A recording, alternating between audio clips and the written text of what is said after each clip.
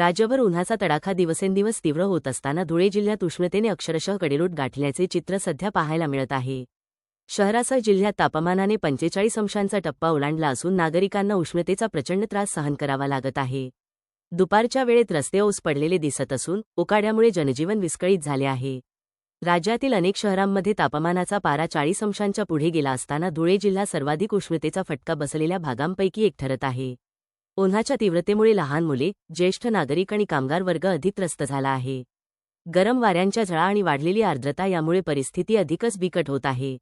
दरम्यान धुळे जिल्हा प्रशासनाने नागरिकांना सतर्कतेचा इशारा दिला आहे. अत्यावश्यक कामाशिवाय दुपारच्या वेळेत घराबाहेर पडू नये, बाहेर पडताना डोक्यावर कापड, टोपी किंवा गमछा वापरावा, तसेच भरपूर पाणी, लिंबू पाणी, ताक यांसारखे शीतपेये घ्यावीत, असे आवाहन करण्यात आले आहे. उष्माघाताचा धोका टाळण्यासाठी विशेष काळजी घेण्याचेही निर्देश देण्यात आले आहेत.